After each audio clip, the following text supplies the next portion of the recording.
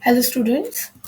In our previous video, we had discussed about the steps involved in the testing of hypothesis, that is setting up of null hypothesis, alternate hypothesis, level of significance, the test statistic, and then the acceptance region, rejection region, and how to make the final decision based on all the tests we perform. And also one example was solved about a die being biased or not, that is a probability of possessing an attribute.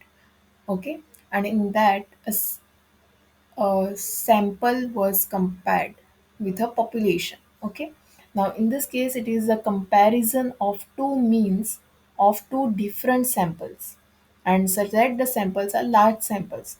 Large samples means what? N value is greater than or equal to 30, that is sample size is greater than or equal to 30. Okay, now suppose what it says is, suppose two samples are given to us, A and B, two datas are given, two different datas. Okay, some xi value is given to us, fi value is given to us. Now here also xi value is given to us, fi value is given to us. Okay, by from that I can calculate my x1 bar, the mean of this data. Okay, similarly I can calculate the x2 bar, the mean of this data, by my formula summation fi xi upon summation fi. Okay, now so they will be x1 bar will be the mean of data A, x2 bar will be the mean of data B. Okay, and n1 and n2 will be the number of observations in that. Okay, number of observations. So it can be like, it can be even treated as n1 is equals to summation fi for this data A, and for B it can be, this n2 can be treated as summation f. Okay, so now, again, we know this S1 and S2 are the standard deviation. We can even calculate the standard deviations for the given data. Okay. Now, what is the formula for standard deviation? We had proved this standard deviation formula. You can even use our standard formula, that is root of summation fi, summation fi xi minus x bar upon summation fi. That formula can be also used, or even there is a definition formula, or even you can use this formula, that is which we had proved later on, that the standard deviation square or variance is equals to summation fi xi square upon summation fi minus summation minus x bar the whole square. This formula was also introduced. Okay, so this one can be also used, or the definition of standard form deviation can also be used. Okay, and from that we can find this s1 value and s2 value for the given two datas. Okay, now, if I want to compare them, that means what? I need to find out a combined standard deviation of that data. Okay, that is what I am combining data A and data B, that is xi values of A and as well as xi values of B, and at that point of time, whatever standard deviation I will get, okay, whatever standard deviation using this formula or by my definition, whatever standard deviation I called is will be called as my pooled standard deviation. Okay. Now, similarly, it is pooled variance here. That is the when the both these datas A and B, both these datas are combined. Okay, I get the pooled variance of the data. Okay, that is given by SD square. This SD square is the pooled variance is equals to S1 square plus S1 square upon N1 plus S2 square upon N2. This is the formula for the pooled variance. Okay, and pooled variance is what? It is the variance which of the combined data. Okay, now variance is this. That means you know what is the standard deviation. That is pooled standard deviation is what? SD is equals to root of S1 square upon N1 plus S2 square upon N2. Sorry. Okay, that is the root of this. Okay, so now once this will be your initial conditions which you need to find out, and once these are found, next is easy, my test statistic t. Now, whatever test we apply for this comparison of two means of two different large samples is called as t-test, or even it is called as student's t-test. Okay, so t-test and student's t-test is one and the same. Okay, now and the t, the statistic, like for example, see in the previous example we had seen the z value is given by t minus e of t upon what is standard error of t, etc. Such formulas were there. Or we had t is equals to some r root of n minus 2 upon root of 1 minus r square. Such formulas were there, okay, for the test statistic or for testing the significance. Now, similarly, for comparison of means, we have this formula as the test statistic. That is t is equals to difference of means of two samples divided by the standard error of difference. Okay. Now, the standard error of difference is what? Standard error of difference is this. Whatever standard deviation what we will get here. Okay. This root of s1 square upon n1 plus s2 square upon n2. Okay.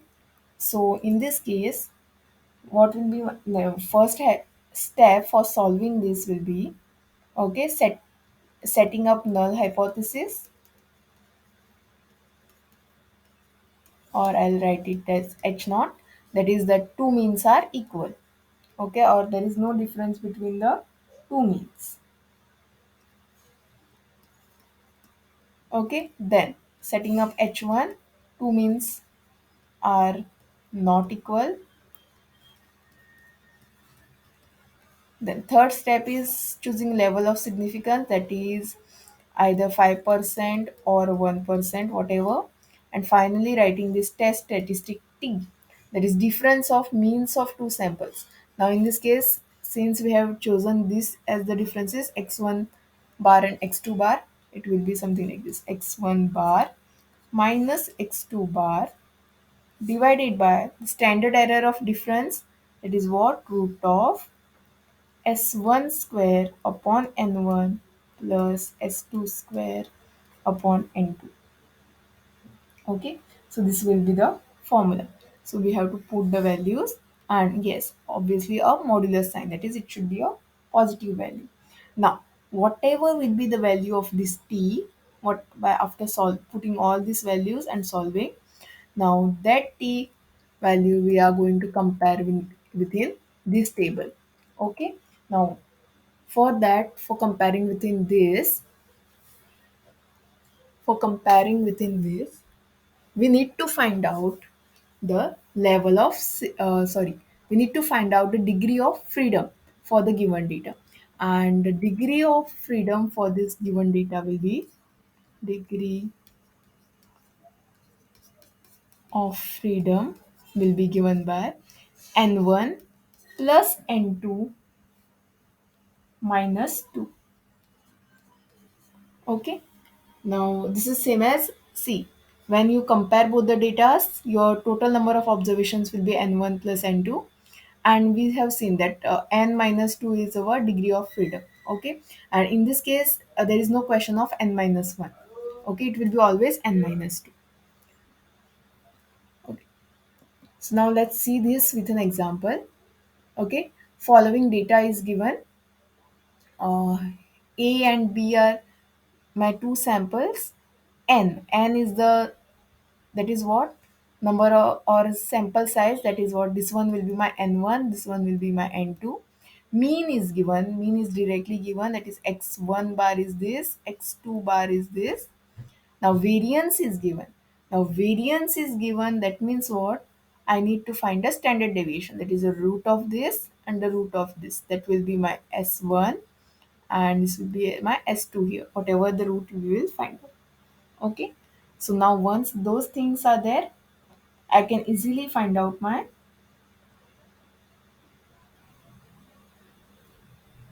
t value. Okay, so determine whether two means are significantly different or not.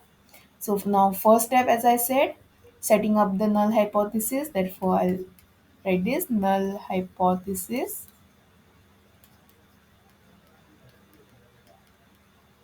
There is no significant difference. Okay, this is the way how you write. Huh? There is no significant difference between the means of two samples. Okay, then what will be my alternate hypothesis?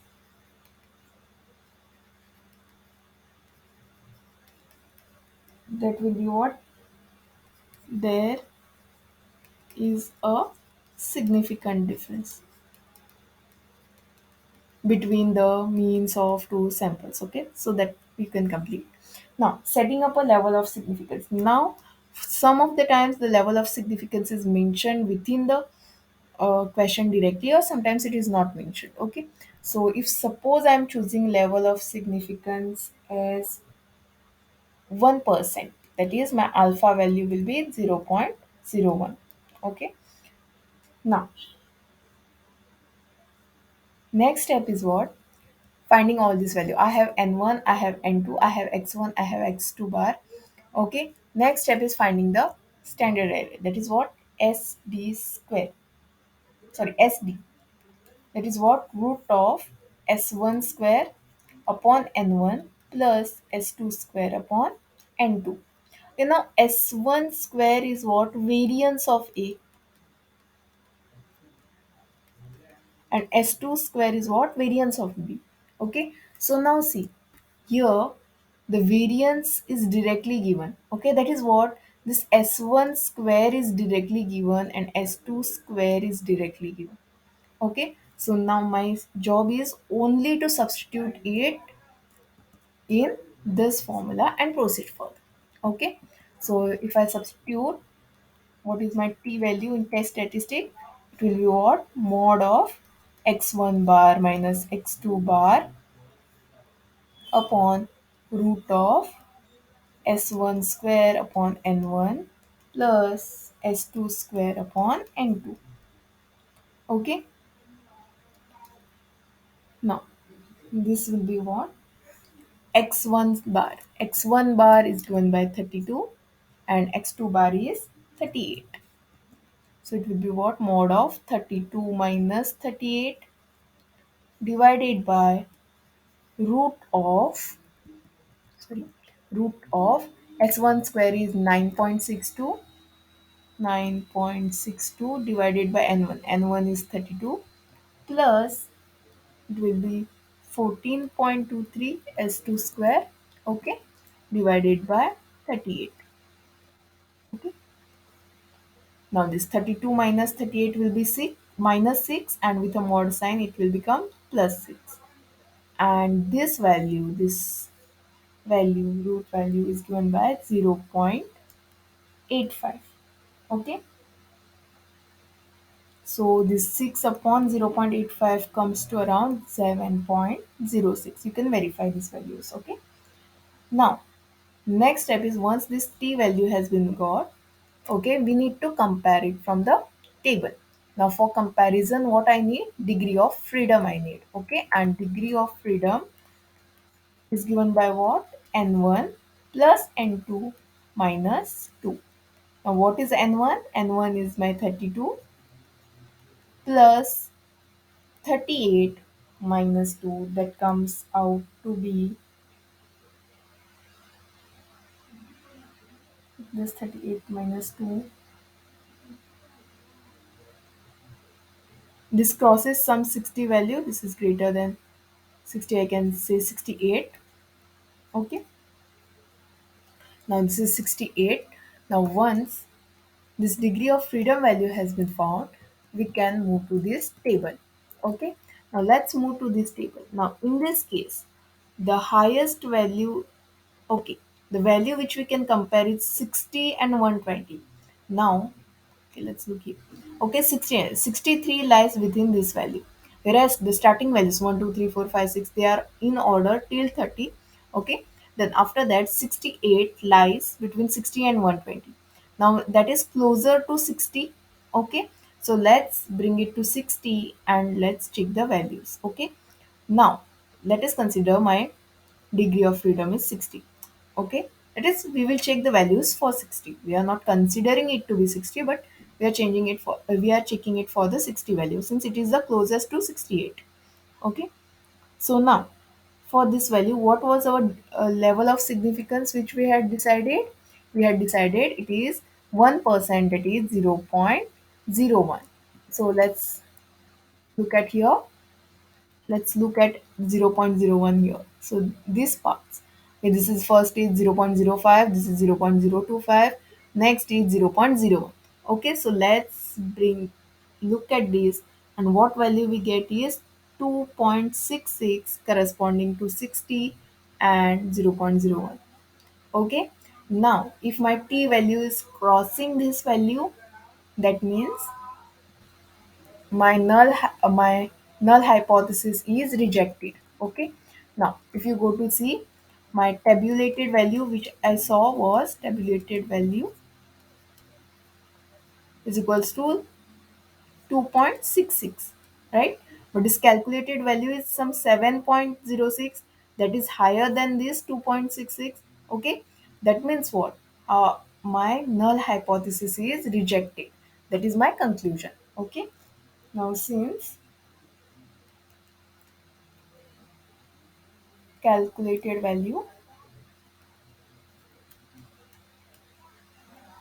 7.06 is greater than tabulated value,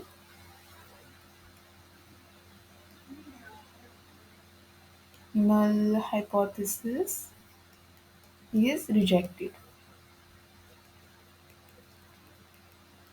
That is, there is significant difference. There is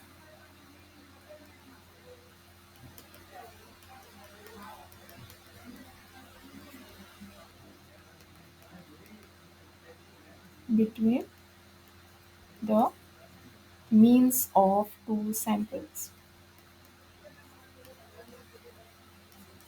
Okay, so this is my final conclusion. Okay, now if in the same example, if the question was that level of significance, check at the level of significance of 5%, what I would have done, I would have done all the examples similar. Okay, so suppose so this problem actually ends here. But if the level of significance was 5%, that is what alpha value would have been 0.05. Okay, now my test statistic, once it has been solved, it would have come to this 7.06. Okay, so my test statistic I have got to be 7.06. What I would have said, I would have checked this table. Okay, now 0 at 0.05 now, so 60, and at 0.05 it is 2.0. Okay, now again my calculated t value crosses that tabulated value 2, therefore my conclusion will not change even at 5% level. Okay, okay, so similarly you have to see. Now let's look for this example again. The second example, the data recorded on the number of tomatoes per plant on two varieties of tomatoes. Compare the means of the two varieties and give your conclusion. Okay, so this is the variety A, these are xi values, and this is fi values, and this is for variety B of the tomatoes. Again, this is xi values, and these are the fi values. Okay, now what is the first thing I need? For variety A, I will need my x1 bar. For variety B, I will need my x2 bar. Okay, again, what I will need is n1, I will need n2 here. Okay,